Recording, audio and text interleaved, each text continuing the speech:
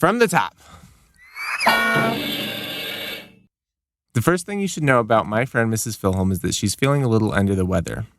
We were scheduled to record yesterday, but she called me with a very stuffy-sounding nose early in the morning to postpone our recording. Fortunately for you, she's back at it today, putting out quality content. The next thing you should know is that we record with a massive acoustic shield between the two of us, so all of Mrs. Filholm's germs are going to stay Mrs. Filholm's germs. No sickness for me. As friend of the show Chris Traeger says, my body is finely tuned, like a microchip, and the flu is like a grain of sand. It could literally shut down the entire system. The first thing you should know about my friend Andrew is that I'm very happy to see him today. I've had a rough week, a weird week, a week of feeling a little vulnerable and not knowing who to trust. The next thing you should know about Andrew is that he won't make me talk about it. He may or may not be even interested, but if I say I don't want to talk about it, he'll leave it alone, and I don't. And that's just one of the many reasons he's my friend.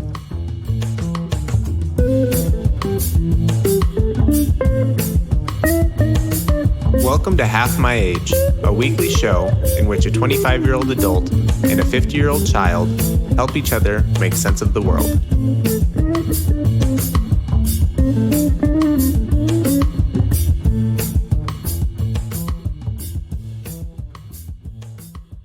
I think you prefer it if we don't talk about things I had in weird weeks, really. I don't think I was really sick. I think it was sinus infection-y or allergy stuff. Sinus infection and allergies don't count as sick? Feels like it.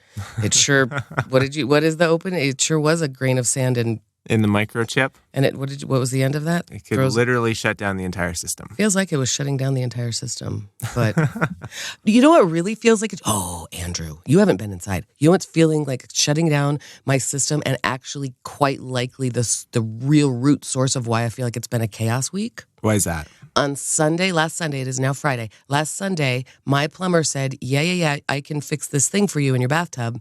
And we realized it required emptying out this closet in my bedroom that is access to the pipes, these particular pipes. And I'm going, oh no. And he said, just do it. Just take it out. I'll fix it. And then you can put all this stuff right back. You probably won't have to touch those pipes for years. You can keep your stuff in your closet. Because at first I went, this stuff shouldn't be here, right? If that's access. And he said, it's fine. But then because of a reason, due to a series of unfortunate events, he hasn't been able to do that yet. So I have been... just had your closet spread out across the rest of your house. That's frustrating. And it's a small house, as we know. Oh, my God. It makes me actually feel a little unhinged. I'm tweaking. And I see this room right here, a lot of kind of chaos. Like, we don't have a lot of right angles or whatever. My studio is often in a state of something. You know, it's not... something. Well, I mean, it is. There's something going on or there's something here. And it's not like I'm so tickety-boo. You know that. I'm not an anal retentive person where, geez, that picture is hanging crooked and I can't sleep. But having a whole closet in the dollhouse, I keep it pretty neat and tidy in there, and having a whole closet's worth of stuff strewn about. Wow, it is psychic. It's weird. It's weird because it kind of makes me not able to complete tasks. I mean, I can override my brain on all of this because I'm a grown up, but it's like I sense myself going, I need to sweep, but I can only sweep half that floor because the other floor, I don't know why. Do you get what I'm talking about? Oh, I know exactly what you're talking about. I took delivery of some new crash bars for my motorcycle last week, probably the same day, and I unpacked them, and they came in a box that's 2 feet wide by 2 feet by 2 feet. It's a big box, and it takes up a lot of space in our one room apartment. And it was full of other packing materials and whatever. So I pulled the bars out of the box. Now I've got the box in this corner. I've got the bars in that corner, and I've got suddenly our little 600 square feet feels a lot like 400 square feet because all the stuff that's strewn about, as you say. I Why know do you have the feeling. boxes sitting around? Are you waiting to see if you have to return them or something? I was. So I put them on yesterday. I got them last Sunday. So they've been sitting in the apartment, probably much to Delaney's displeasure for a week. Okay, same amount of time. I am actually hoping that this brother's going to come over after work tonight. Or definitely it's weekend tomorrow, so he'll get it done. But oh my God. Okay, good. I'm glad you relate. But now that, did you get rid of the boxes? The boxes are gone. Okay. The bars are installed. So you just had to wait to make sure they fit and everything, and then you're going to get rid of the boxes. Because I have that too. I have kind of a triage with boxes. I also, last week, I had sitting there for a while, these big boxes, because I ordered again, I got to sit here and think one more time, do I need to purge some more stuff? But here's one issue. winter is coming. It feels kind of nice to have fall in the air. Blankets are going to be a thing again. And so I realized I don't have great blanket storage in the dollhouse. I just don't have a lot of places to put my blankets. I'm also not happy with my towel storage. But anyway, and I'm going to have some blankets. So I bought some under the couch baskets. Mm-hmm. Had to raise the couch an inch. So I got some. Then I had to order some little couch feet. But I'm pretty pleased with the whole thing. And I got these little kind of whatever wicker baskets to go under the couch. But they're big. It was so funny how big the boxes were. So these baskets are meant to be seen. They're wicker and pretty? They are wicker and pretty, but I don't like them being seen, so I push them to the very back. Mm-hmm. But they're there, and if they're seen, it's on purpose. It's not like a cardboard box under there, and it keeps the blankets off the floor. And if I need a blanket, I know where they are. So seems good.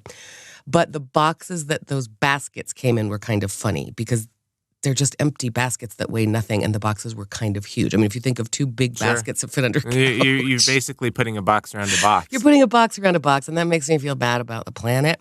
But anyway, point being, I had these two kind of giant boxes sitting out. I do the box triage, so they were sitting in phase 1, which is right outside my kitchen door. And when people come over, I'm very proud of how I have staged all of this. Like you walk out the kitchen door and there's the bistro. So it's kind of bumping me that these boxes were there. And I kept telling people, it's box cutting day is Saturday. And then it was box cutting day and I did cut them up and now it's great. Oh, I cut up all the boxes on Saturday. I thought box cutting day was the day after Christmas. That's Boxing Day. Oh, I see. We've talked about this. I had a huge box cutting day on Saturday. I cut so many things into nice 2-foot by 2-foot squares that I could put in Rafiki's recycling bin. Mm-hmm. I was really responsible about that. I don't think they're recycling it. I think they're throwing it in the garbage. But anyway, I did that. And you should have seen the work I did. You could just be burning them, and that's probably worse or whatever. You know. I think it's a real interesting question right now, if that's worse. The damn, I don't know. Don't email me. Don't worry. I don't think you have to worry about that. I don't, but that's not a discussion I feel comfortable talking about. But it is a discussion I listen to a lot of podcasts about recycling versus burning versus garbage versus waste versus all of it. Straws, turtles, you know what I'm saying. Yeah, last night I went to Illegal Pete's and I had a margarita. And they asked me if I wanted a straw, and everyone else said no to the straw, but I took the straw. Andrew, when they ask you if you want a straw, you're supposed to punch them in the face and shame them for being a bad guy. Well, I'm the bad guy who took the straw, know and I used it. Was it a plastic? It wasn't a plastic straw. It was a plastic straw. No. Yeah. Was it really? Dude, So many paper of our straws suck. Oh, They're our listeners are all in Seattle. You got to turn that narrative off, man. I'm sure our listeners have used many a plastic straw. They have, but they all use paper now because they live in Seattle, because they live near the ocean. It's important to protect the ocean. And we're nowhere near an ocean. The landfill that my garbage goes to is 10 miles away. There's no sea turtles. You don't even know that. I do know. I've been there. You don't know for sure that that's where your garbage goes, or Illegal Pete's. I'll tell you that much. You don't know. I don't know. It's a real wicked mystery where the garbage goes, Mr. Bridges. I don't think it is that much of a wicked mystery because we've got our building contracts with Waste Management, which is one of the big companies around here. And the big waste management landfill is on 470 on the way to the airport. So I think it's a safe assumption that my plastic straws are going into the landfill between here and the airport. I guess not between here and the airport. You're probably right. We just don't really know. That is a knowable thing. That's like when you look at me and you say, "Why do you always say Lord knows?" No, you're right. It is a knowable thing. And like if we needed to find, I mean, I know people in waste management, and it's true. If I know that Denver Municipal has like gone to a specific garbage dump and dug for like Christmas presents that were, inadvertently thrown away and stuff like that. So they do know where the garbage goes. I think the recycling issue is different. I think we don't know.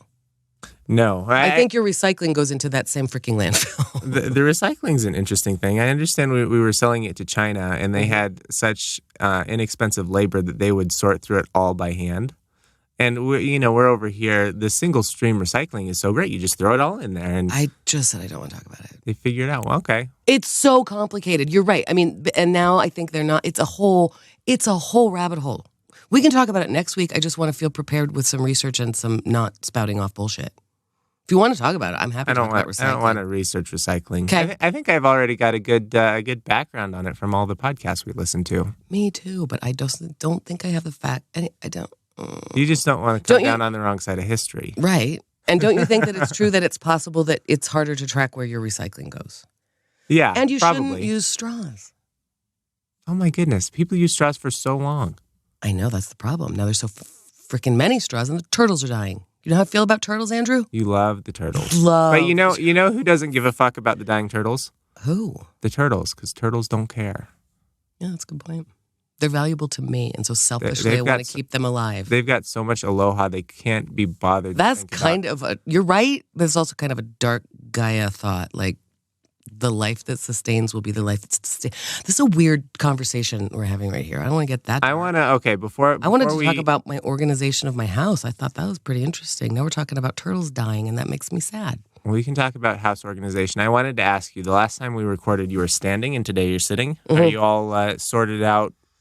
Back-wise, body-wise? Thanks for noticing, Mr. Bridges. Mostly, I think I am. I'm sitting here and I'm not in pain. Yesterday, I was working on my book sitting down. And right now, as you say that, I'm like, I felt a little twinge. But generally, it's better. I think it's a little piriformis that I've got going on here. And then I injured it and tweaked something. What's that? It's a hip injury. And it's pretty common in old people, I think, and other people. Anyway, I think it's from an injury, and then I've whacked it out of shape. I should go to a chiropractor because I can feel kind of out of alignment. Also, I have been finishing this book, and I kind of catch myself like huddling over it, like not in a great alignment or use of my poor spine. Posture. But I've been walking almost every day, and I think that alone helps. And then there's some real basic stretches that I do that I can tell make a difference. So yes, in general, the one thing that really still hurts it is driving my car. Boy, oh boy, I can be just driving from like the market to home, and like I want to crawl out of my skin. Sitting in that particular place hurts. But yeah, I'm better now. I'm sitting in a particular way on this stool that doesn't seem to hurt. It occurred to me when I sat down today that I might have to stop in the middle and crank my table up and stand up, but for now I'm okay. Feeling good, perched here on a stool. The Google thing on piriformis muscle says it's a muscle in the gluteal region. Yeah, it's my butt muscle. I definitely sprained my ass. I've never heard the butt referred to as the gluteal region. You've never heard gluteus maximus in the adjective form, gluteal region? I've never heard gluteal used. It's pretty funny. That's a good word. And now you know it's an official word. That's a word that seems like young kids would enjoy to throw around. We should appropriate that word, and we should say you're acting really gluteally. Or I sort of feel like in my life I have heard people who say things like, stop, you're acting like the gluteal region. I could see like 7th grade kids picking up on that in biology class, you know? Maybe.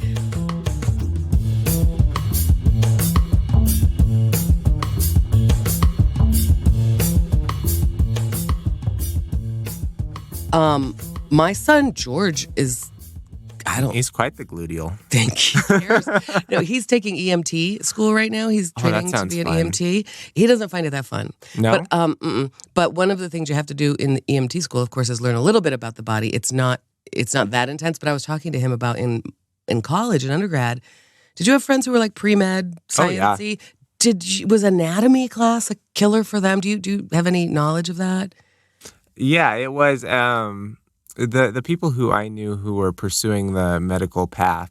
They said it's a ton of memorization. It's all the names of the bones and the muscles and the nerves and every bit of it. And George didn't have that intense, but I was just telling him like maybe they should have given you that, because now he's just kind of feeling overwhelmed as he gets close to his test for certification. And part of it is just like he's like, I don't remember what pulmonary means versus cardiac. He has to kind of remind himself what pulmonary is. Okay, because he hasn't grown up with anything medical. And I was like, ooh, that anatomy class. Anyway, I've just been thinking about it lately, and I wish I knew more about that. But yeah, watching those kids in college and I went to school, block plan, Colorado College, one course at a time. So if you were in a particularly intense class, everybody knew about it. And anatomy was one of those classes with their colored pencils and all that memorization. So anyway, George is not loving EMT school. Partly, I think he feels kind of overwhelmed, and it's kind of tough. Oh, my God, they had simulations, though, and he was telling me, ooh, what's the word?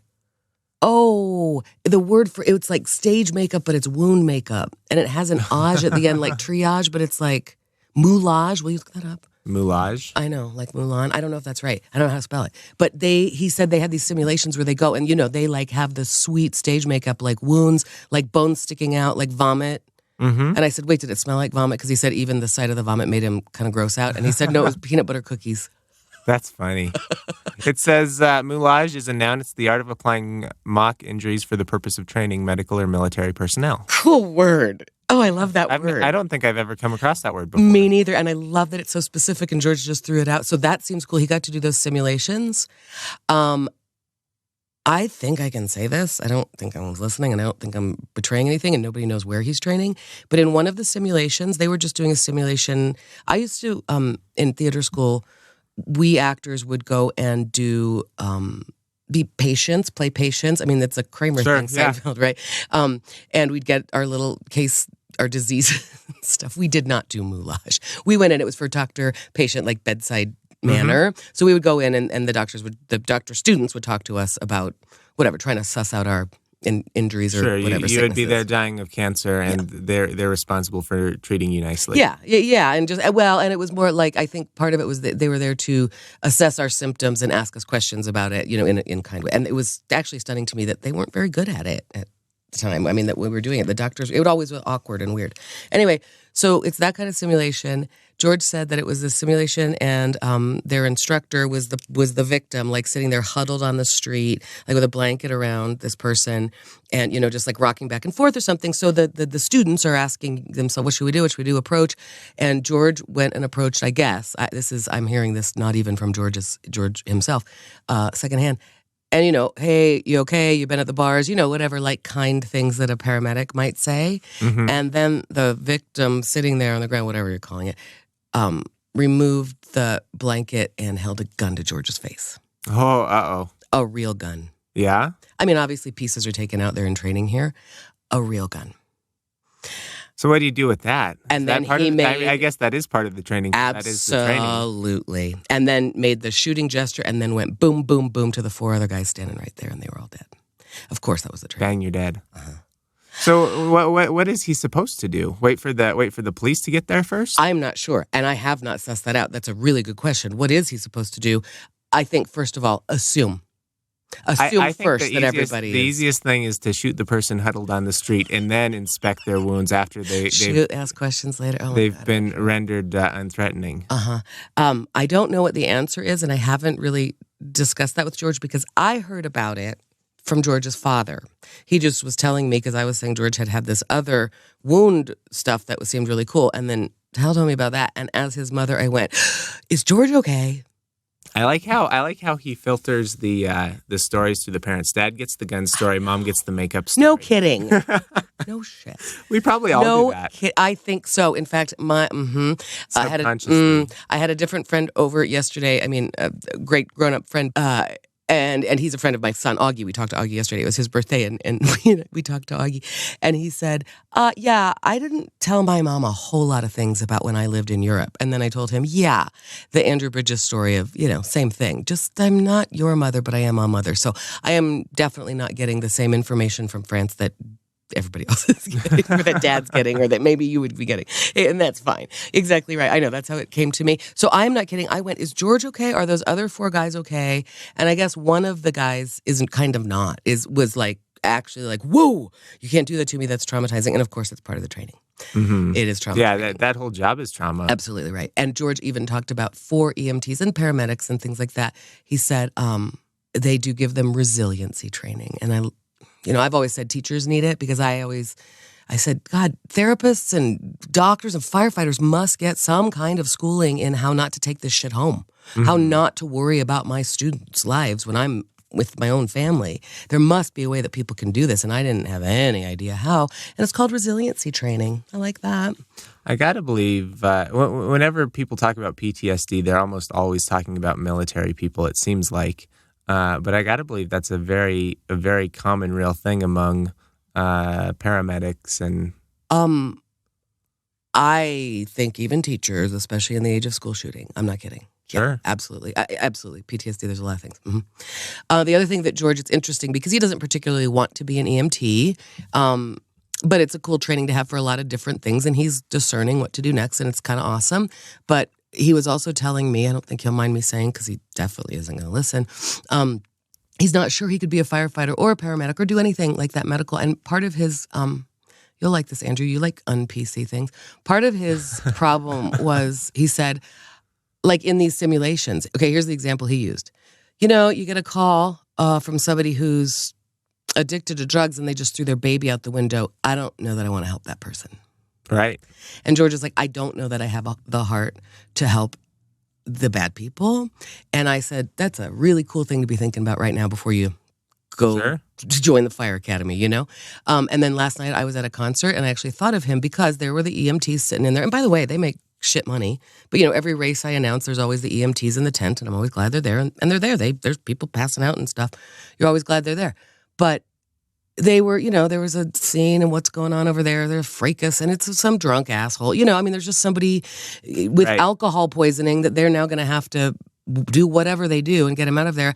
I bet that would be a job that just shows you the worst of humanity all the time. And I don't know that I could handle it. Yep. I think it is. And one of the reasons if anyone ever suggests I should be a doctor, my grandmother's favorite thing to do is tell me I should be a doctor. I always say, I wouldn't mind the doctoring part except for all the sick people. Yeah, no kidding. Well, and George says he doesn't so much mind the blood and guts. He doesn't like the vomit or poop, but maybe you could handle. And he kind of likes the excitement. He likes being a hero. Sure. He's thinking if it were a viable job, which he kind of doesn't think. He's like, I would be a smoke jumper. You know, I would be a firefighter. Mm-hmm. But I don't want to deal with the sick people. But it is interesting to me. I have a friend who says who works in criminal justice and says, I knew I could not be a police officer because I cannot, it would bum me out to see how people live like hoarders and, you know, just be inside people's houses. If you went to my house right now, you might think I live real terribly. But that kind of thing. And that is interesting, right? And and I think it's probably good for George to understand that. But then it's like, well, what are the people who can do that? I'm wondering about that kind of personality. Well, yeah. Is anyone perfect for that job, or do you just get comfortable with it over time? I know that some friends of mine who are kind of in that first responder field say, at least I'm the helper. Mm-hmm. I mean, at least I'm the person who can give help. You know, the world is hard. The world is always going to be hard. At least I'm one of the people who is a good guy. I can see that. I can see it being a kind of hero. I'm here and I know how to save the day. I mean, I love that. I love people who know how to do it, and I love being that guy. But yeah, it was just interesting. And sure, if you save, and you know what else? There are probably enough calls that you go on where you do something valiant, you know, or you get a kitten out of the tree, or you really save somebody's life where it mattered. Yeah, maybe 1 in every 5 calls, someone's lucid enough to say thank you. Or maybe it's 4 out of 5 calls, you feel like you've done a good job. I don't know. Yeah. It reminds me, you said that they take solace in knowing that they're the helper. Mm-hmm. And it reminded me of a book I read a while ago. It's called Emergency, and it's by Neil. It's by that bad guy who wrote the Pickup Artist book. Ugh. Neil Strauss. But anyways, so he's kind of a famous author. I think he wrote for the New York Times, or had a regular column in the New York Times, and then went on these tears and started writing books. But he's very into subcultures and jumping in with both feet, and then he'll write about the experience of it all. So the famous book is called The Game, and it's not particularly. I don't think it's a great book.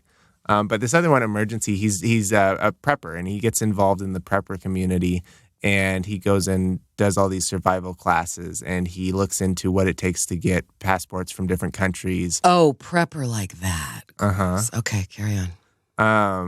And the more he learns in all of these classes, he kind of starts the book with the assumption that this is all about, you know, being able to get to the mountains and to hide and to be a hermit and, you know, away from whatever kind of societal disaster is in the cities. Or, you get your passport so you can go to Canada. But the more skills he gains and the more he learns about survivalism and emergency response, EMT kind of stuff, the more he realizes that his instinct is to stay and help. Oh, right? It's not to evade the disaster. It's to be the person in the disaster who can make a difference. Which is kind of an interesting realization. And it's a dumb little, 200-page read. It's kind of fun, but it's interesting.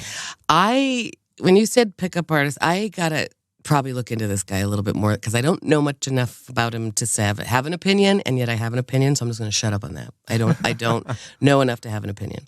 Well, you would actually recognize all of the references in the podcasts we listen to. They're always making jokes about, you kick the girl in the shins to let her know you like her. And this book is very much about backhanded compliments that make people self-conscious enough to sleep with you. I know. That's what I'm saying. I know enough about it to be a little bit grossed out by it. I think there is also I'm not kidding. I'm not going to say anything about it until I know more, and I should probably, that's exactly right. I have very guarded today. The gist. Yeah, it's that I am. Recycling, pickup artists. Come on, where are you gonna set the record straight and tell us how it is? I mean, really, I've been doing a little bit of that in the past 48 hours. I've been having some conversations that are difficult with people, and I don't want to bring it here. I haven't asked about it. I know, but that's why I'm sensitive, because I just feel like I don't want to explain things, but you have to. It's worth it to explain to people where you're coming from, and it is sometimes worth it to stand up for. We talked last week about Chelsea Handler's show. Did you watch that at all? The white privilege. And one of the things that she says that is important is white people have to talk about white privilege. The black people are sick of talking about it. You guys need to talk about it. And she doesn't say that. She is told that in her research and in her outreach. And it's a good concept. It's a good thing. Same is true in the. Are we post Me Too movement? Are we Me Too? I don't know where we are in that realm. There are conversations that need to happen, and it is worth for me personally, being patient and explaining some things to people who probably mean well, but are misguided. Whatever. It's some gender stuff right now, and it's some sexual harassment stuff that's been happening in the comedy scene. And I don't want to talk about it right now, truly, because it's complicated, but it is making me guarded in my words. And yes, not wanting to be, not wanting to say things that aren't accurate, for one thing. I'm pretty sensitive to being reactionary right now. And if I say something happened, I need to know that those are the facts so that I'm not escalating something. And then, in general, I think that's good that we're careful enough with our words. This is in a community where we are all about being inappropriate and using hyperbole and all of that, right? So this is in a community where we pride ourselves on not being oversensitive, right? And so then it's funny when something comes up and there's a question about or what was the line crossed? What line was crossed? Yes, lines were crossed. Lines were crossed, period. From my point of view, lines were crossed. And I have had to, last night, I didn't want to engage in a conversation. I think I did okay. And actually, the two people that I was sort of going, hey, this isn't okay, I did feel like they listened, and people are trying to make it right. People are working toward trying to make things right. I think, though, that I'm just more reminded than usual of the importance of not spouting off bullshit when I don't know what I'm talking about. So that's why I'm guarded today. I don't know what the deal is with recycling. I know there's something there enough to make me not worry about really if I use my recycling bin, because I'm pretty convinced that my recycling just gets dumped into the landfill. I know enough about straws and turtles that I'm not going to use straws. And that's it. That's all I can just say for myself right now. I don't know. And same with the pickup artist. And also that just brings up a whole lot of reminders of being single and out there in the scene, being a woman, being a single person. Sure, you got to watch out for dudes kicking your shins. You got to watch out for that, and so do men. You got to watch out for all of it. You got to be, I don't know, man. Yeah, I'm okay. I'm still aloha about it all, and I'm pretty proud of myself right now for not going off. And even last night, there are some people who it is worth it to have the conversation.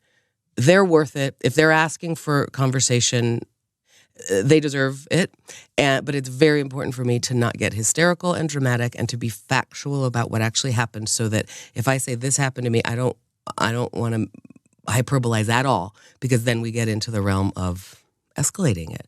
I mean, there was a thing last night where I said what needs to happen right now is these people just need to go home. They're like, it's not fair that we have right now. It's like it reminded me of kid baseball.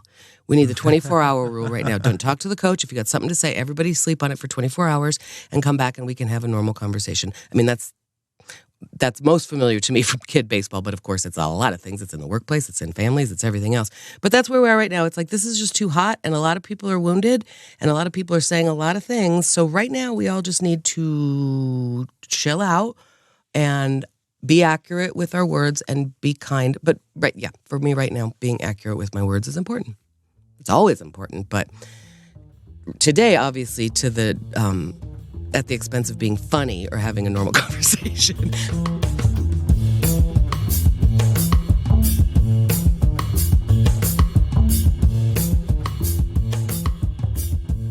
I do want to read a little bit more about this pickup artist guy.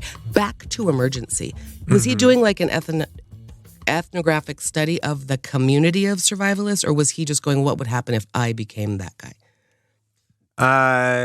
Is he chronicling his own deep dive into something? It's his own journey through this thing. But it is there is an ethnographic component to it. You're meeting the people along the way, part of the subject. Yeah, some of the characters are the people who are teaching the classes, and I think at one point he slaughters a goat and butchers the whole thing and eats it or whatever. And the person who taught that course or whatever is, he's a character in one of the chapters. Taught the goat slaughtering course. I was just talking to my friend yesterday about if I could get goats in this backyard. I mean, I totally could. I've always wanted 2 goats. It's not worth it. Not worth it. You got the space. What happens? They would destroy everything. What happens when you go away to Maui for a week? They have goat sitters. They have goat sitters? I'm not lying. I've looked this all up. I know everything about it. How much does a goat sitter cost versus a dog sitter? Probably same. Do they? Have you seen the app Rover where you can get a dog walker? Yeah. Can you? Is there like a I don't even know what Billy? Yeah. Billy Goat? Is Billy an app for goat sitters? Could be. I don't know. I think there's some rural people out in Watkins who will come into Denver and goat sit. You have to if you have nanny goats, which is what I want, for the purposes of their milk and cheese and soap and everything, you have to milk them 3 times a day. Listen, I'm not having goats at the dollhouse. Sourdough is a commitment. Exactly. Imagine what a goat would That's why I didn't get goats. When George was in middle school, I had the goats named. I was looking at goat farms. I was prepared to take the dog to see if the dog got along with the goats okay. I, in my mind, had goats. In my mind. I did. I knew their names. I was going to walk George to school with the goats. I mean, I was so in love with this idea. He would have loved that. He would. Can you imagine? In middle school? Yes. He was already embarrassed that his mom shopped for shit at Goodwill. He eventually got over that and thought it was baller. Yeah, I know. It was fun to have me as a mom. We didn't get the goats because it was 9:00 on a summer night, and we were with our friends and coming home from the pool and golf and everything. And I went, oh my God, I would have to go home right now and put all the pool stuff away and all the stuff in the cooler and milk the goat. And I realized the goat does not go with my lifestyle. Right now, I think I might be able to commit to the goats if I love them enough. No, not at the dollhouse. You know why? Okay, last weekend, one of the things I did is I stained and protected and sealed the west portico because it's a beautiful screened-in porch. It brings me so much joy. I sit in there a lot. A lot of people on my Instagram have been seeing all the pictures and videos I post of sitting in there with the tin roof in a rainstorm. It's wonderful. It's a great place to work and have dinner and all of it. And it's untreated wood, and the previous owners wrapped it with plastic and just didn't use it for the winter. I don't think that's necessary. I think I can use it. I'm going to find something like blinds or something to protect it a little bit inside when we really have storms and stuff. But I think most of the months out of the year with the space heater in there in Denver, Colorado, that is a usable space. I'm pretty excited about it. So I asked the handyman what kind of stuff I should stain it with, and I did. Oh my God, I'm kind of still sore from it.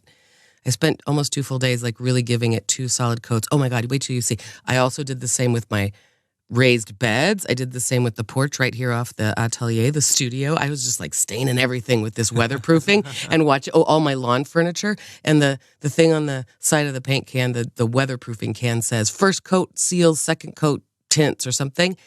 And the first day after all of this work, we had an unexpected rainstorm. It wasn't on my weather app, and it was a deluge overnight. I was like, no. I did have to wait an extra day to let it dry out. But man, first coat beat it up. It was cool. So now every piece of wood outside my house is like a duck's back. It's pretty neat. It's a pretty cool product. I also spray painted my Buddha again. The pink Buddha is now orange. It's real cool. Where's the Buddha live? Kitchen. Kitchen. So anyway, point is goats. Goats would eat that west portico in a year. That would it would be gone. The building would be down. They eat everything. They destroy everything. They're terrible. You wouldn't have your bountiful harvest next fall if you had 2 goats. Nope. We would have to pen them in. Anyway, I'm not getting goats, but I did think about it. My neighbors have bees and chickens. and a new baby. Bees seem like a cool hobby. How much effort does it take to have a beehive? I don't know. I should look into that. I'm slightly allergic to bee stings, but Worth it? Yeah, I think so. Some people in my family were real allergic to bees, or so we thought. And so I actually looked into beehives once too, because you can do it in Denver. That might be cool, huh? That might be cool. I have tons of bees in my backyard. I think all of their bees, my backyard is feeding. Cool net hats? Yeah, that's true. That would be a lot more equipment that I don't know where I would put it. I'm so bummed out about storage right now that I'm in that mode of like, I don't need one more hobby that involves another hat. Speaking of storage, I noticed your house does not have a basement. Probably. You think most houses in Colorado have a basement? No. No? I have no idea. Anyways, I noticed there's a lot of new construction going on. None of it with basements. Is that right? Yes. I don't know what's going on. I wonder if the water table is rising or cracking, or they're finding shale. Could be. Is that right? You know what? I don't know. Because this house doesn't, and many of the houses on this street do not, but some do. I mean, I don't know if it was a cost thing at the time. I have no idea. That's something interesting. I wouldn't mind finding out more about that. But the thing is, my house also, it doesn't matter if you have a basement. You could have a 2-story house without a basement and you have more room. I have just a very small house. Mm-hmm. And I have this room out here, which is actually amazing. If I had not decided to put in a 2-person sound studio where we're sitting right now, this is quite a cool art studio. All my storage could go here. I mean, really, where we're sitting right now is quite a bit of space at the dollhouse. And also, I could have made it a 1-person thing over here, and that would be half the space. I mean, whatever. But it's worth it to me now. Actually, I've been lately talking to more and more people who have been reaching out, asking about sound stuff, recording stuff, voiceover stuff, podcast stuff. I might be able to rent this thing out here or there, and that would be cool. But anyway, so I do have space. I'm not complaining. I mean, it's funny because I have this outbuilding, and now I'm going, where do I put my blankets? I've made choices. And I also have to consolidate some things because I also have the little armory shed, and I have stuff in there that I don't need. And, I think it is time for another purge. I just said the word hats. I feel like I have 8 hats that I never wear. So probably time to throw hats away. When did you say hats? Where was I? A minute ago, I said I worry. You said bee hat, and then said that I don't know that I need another hobby for which I need to buy another hat. I mean, really, I bought the fins and snorkel and mask, and they're fine. They're small enough. I know where they go, but everything like that is like, okay, now where does this belong? Everything in its place, and a place for everything. And I live in a life now where I can do that, where if I put it someplace, it doesn't disappear, which is real cool. Nobody takes it. Nobody bothers me. If I lose something in my house, it's still in that house because it's only me here. I love that. But every time I get something, I have to really think hard about where to put it because I'm full up. And so probably we're at the point in life where, like, if I get a new thing, something else has to go away. That sucks. No, it doesn't.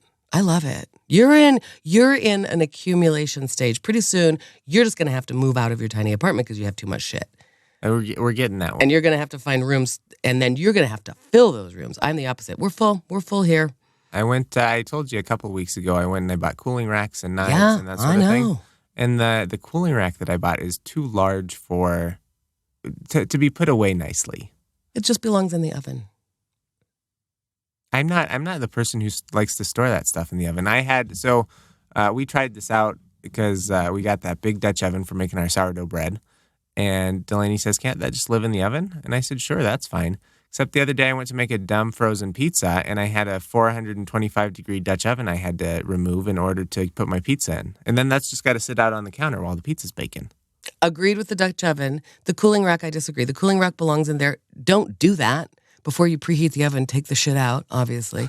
But then anything you put in the oven can certainly go on the cooling rack. So you pull the cooling rack out, and it sits there on the counter, and then your pizza can go. Everything benefits from a cooling rack. I suppose. Everything in the oven can go on a cooling rack, and everybody's happier. It doesn't burn your counter. It doesn't sweat the counter. The cooling rack belongs in the oven. You pull it out, you put it on the counter, and then I don't care what you do. That's just kind of a life hack, I guess. Cooling rack is an easy one. I right now have a giant muffin tin. Mm-hmm. Stupid. Muffin tins are a pain in the ass. Yep. And they are. And this one is so big that it really only fits in the oven, and that does bum me out. I agree with you. I don't want things in the oven. I do forget when I'm preheating. I have still been chopping all the tomatoes and making pico de gallo. Did I send you some home last time? Pickles, Isn't it good? It is good. I've been eating it on Triscuits. Oh, nice. I just made what I think is a much spicier batch. I made some more pickles. I think I'm going to harvest the rest of the tomatoes soon. Because it's funny, they're just at a point where they're not growing much or getting red very fast. Although I saw there's a couple of red ones right now, and I got to go grab them. Probably while we're talking, the squirrels got them. Oh my God, I fight off the squirrels. But also, you want to hear a cool idea for a casserole? Sure. Like a breakfast casserole? Tell me a cool idea for a breakfast casserole. I made this up in my mind, and I thought it was brilliant, and I've been eating it all week because I've been trying to make myself eat. I think of course we talked about that. I cried about how I don't eat if nobody's with me. Boy, have we. Mm-hmm. So last weekend I actually also, I took a lot of my tomatoes that I had chopped up, and so I made chili with fresh tomatoes. Mm-hmm. Yum. That sounds good. Real good. So I made food for myself, and it was like the lowest version of food prep, but like I had a casserole and I ate it for breakfast every day this week, including today, and now it's gone. So seems good. I'm pretty proud of myself for doing that. I ate some food this week. It's true, and I haven't been as pissed off about food. That's interesting. Okay. I still sat last night doing comedy and like making myself eat. I mean, there was still, and I'm there and I'm with people and I'm doing okay. And I just was going chew, swallow, chew your hamburger. I don't love eating. Okay. Here's the casserole, Andrew. Bottom layer. It's like a lazy wife casserole, right? You can make it the night before and then just pop it in when you have guests over. And I think that's probably something you're not supposed to say. You're not supposed to say lazy wife. You're right. Way to go, politically correct man. That's normative, Mrs. Filholm. Way to watch your language. I appreciate that. You're watching your language. Way to watch my language. Way to police my fucking language. Did you just mansplain that shit to me? Anyway, it's one of those overnight casseroles that we're all familiar with. And a lot of times they have like hash browns. Frozen hash browns in them. And the whole point is you dump the egg mixture on top and then it soaks overnight and gets nice and everything mixed together and then you bake it in the morning, right? Here's what you do. First layer, I prefer refried beans. Why not? Second layer, tamales. Frozen tamales from Trader Joe's. The tamales that my mom sometimes gets me from the Mexican restaurant in her neighborhood. Do you know what I'm saying? Like nice tamales. You unwrap them, lay them out. And then on top of that, I put some green chili. You can put chili, salsa, any of that stuff, cheese, tomatoes, any of the stuff. Black olives would have been real good. And then you do your eggs and your mixture and you pour it over and that's your casserole, a little cheddar on top. This is really cool. It sounds good. It's delicious. So it's an egg casserole, but then in the middle, you're getting a little bite of a chicken or a beef tamale. That is good. I don't know if anyone's ever told you about that recipe or done that before, but I'm feeling like I could enter a contest for breakfast casseroles and win it. I noticed when we went to Montreal, we watched quite a bit of Food Network because we don't have TV otherwise, and it's just nice to sit in the hotel room and watch TV. And there's a lot of shows on Food Network that are that kind of cooking where you take some kind of prepared something that's already done, like a tamale, and you turn it into a casserole. Oh, yeah. And we're then teetering on a version of cooking that scares me a little bit because there's also the version of, quote, cooking where you take ice cream sandwiches that you buy at the gas station and lay them out in a pan, and then you pour caramel over, and then you pour pudding. There's a lot of that kind of cooking out of a can or a box that makes me a little nervous. And I mostly, whatever, I don't care. That's like a good breakfast. And that was a good breakfast. You don't even have to eat that for breakfast. You could eat that for lunch or dinner, too. It seems like a nice, hearty Absolutely casserole. right. And then, and also it is. And you kind of forget about the egg part of it. Also, it's true. I did eat it for other times of the day. And it goes well. Like I dumped some of my personal pico de gallo on top of it. Great. You can put sour cream and cheese. Great. Avocado on top. Fantastic. I made that pot of chili. A little scoop of chili on top of that casserole is also delicious. It's really good. God, that's fascinating content, but I know you are. That sounds wonderful. I know. It's not really Mexican food, but it's sort of Mexican inspired. I just think it's a cool idea, and it was it kept for the whole week. Just that's a life hack for everybody. If you want to make a tamale casserole, you should. It's why people are tuning in. I know. I'm really helping people. They've waited 38 episodes for a recipe, and finally they've been calling out or crying out. They say, "Give us a recipe." I know. They haven't. The first half my age recipe is what do you call that? Tamale casserole. Tamale lazy wife breakfast casserole. Tamale, let's see. Tamale divine femininity breakfast casserole. The tamale henpecked husband. Yeah, okay.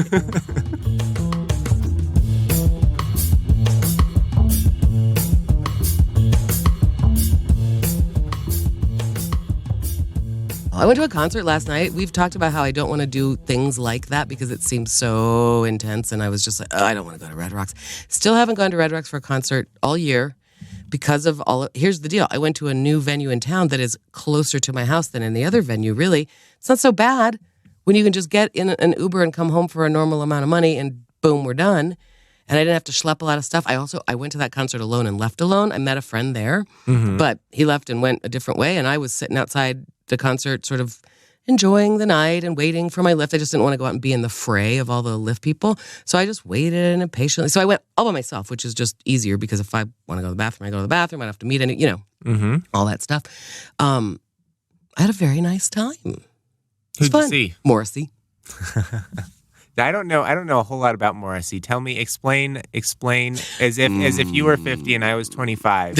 Explain Morrissey to me. Exactly. And we are going right back to when I was 25. He was the lead singer for the Smiths, and it was like this post-punk English kind of alternative. Like a lot of, you know what, there's people my age who absolutely don't know the Smiths and didn't listen to them.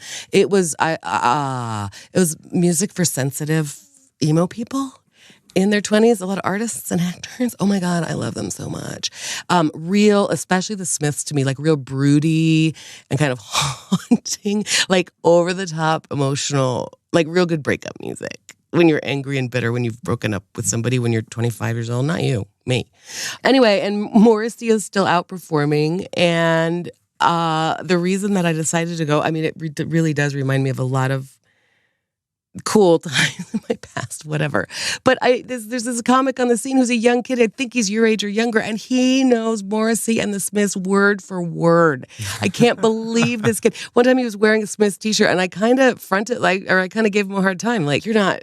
You don't know. Are you? Is that a poser, right? I mean, like, oh, that's cool that you have a Smith. I wasn't giving a hard time. Like, it's cool you have a Smith shirt. He was like quoting, frankly, Mr. Shankly, which is pretty nicely back in the archives. And he texted me last night that the concert, he was flabbergasted by seeing Morrissey. Like, he was, I think, happier and more excited about it than I was, and going, I never thought I would see this. And I'm like, me neither. So it was really, really cool. And there was a new venue in town, Mission Ballroom, and it's pretty cool. It's a cool place, man. The acoustics are great. His show was great. Morrissey famously lately sometimes doesn't show up for shows or walks off stage halfway through because his voice is tired. His voice was truly on point. I mean, he sang like as beautifully as ever. It seems to be that his voice has not degenerated much. And maybe that's true. So that everybody, like so many people are like, oh my God, he actually showed up. Oh my God, he actually played. Every time he left the stage. The expectations were real low. I guess. I mean, I was like, come on. Every time he left the stage for like even a costume change or whatever, to go get a drink of water or whatever the hell, or to let the band play, I was like, oh no, he's not coming back. But he totally did, and he was great. And it was a great light show, and he had a cool video playing behind him, which I appreciate. Just like there was a little bit, I think he's like an old emo theater kid, and theater kids put on good shows. I mean, there was a time when like the smoke and mirrors and lights effect was being used real cool. It was cool. It was a cool show, and like I said, it was just easy peasy to get out of there, and I didn't feel like. In fact, when I left the show, it occurred to me. I had a text written out to one of my comic friends that then I went, Lisa, get your shit together. I had a text going, is it still going? Is the mic still going? Is the mic that started at 9:30 still going? It's only 11. It's probably still going. It's for sure going, right? Maybe I'll just take an Uber right back to the comedy scene. Should I come back to the open mic? And I went, Lord. I know. And I went to bed. I came home. I didn't do that. I said, go. And I also didn't stand in line to buy a t-shirt. Even I kind of wanted one, but then they handed me a thing. Oh, because he's also famously, meat is murder was the Smiths thing. So like no meat is ever allowed anywhere near his venues. I kind of fucked up. I wore leather shoes. See my leather shoes. So they were handing out some like meat is murder PETA advertisement cards as we left. Mm-hmm. And I realized, I looked in the back and there's like all these places you can buy the concert t-shirts online, or one place you can buy it online. And I went, sweet, I'm doing that. I'm not waiting in that line. So I was pretty proud of myself for coming home.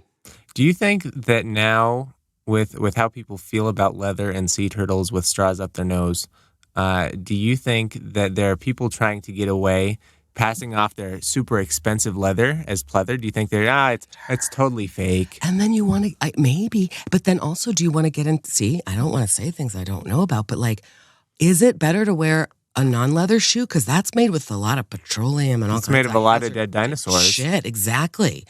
I don't know. I am actually, I'm in favor of wearing animal. I mean, we know that. I have a 6-pound sheepskin rug.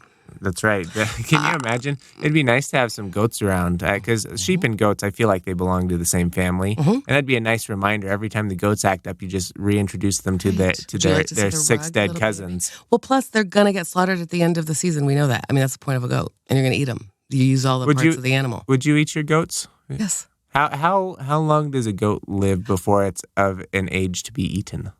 Oh, I think you can slaughter in a year. Do you get new goats every year? You can, if it's for meat. And the truth is, I don't know if milking goats that you would eat them. So that's the truth. I don't for sure know that. But if you got, when in 4-H as a kid, we got a sheep, got them in the spring. That seems like much less of a commitment if you can just kill it in a year and eat it.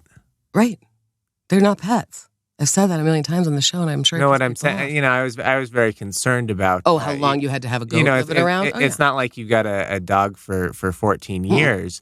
You can just be a goat person for a summer. Oh, right. No, right. Livestock like that, you get them in the spring, sort of. You think Easter time, or like Lent time, whenever the earth is waking up. That's when the little chickens come. You know what I mean? Like baby chicks, Easter, and baby bunnies, and baby little sheep and lambs, and you bring them home. So it's around that time, and then the fair has already happened, and we're in September, so you bring them to market. A sheep.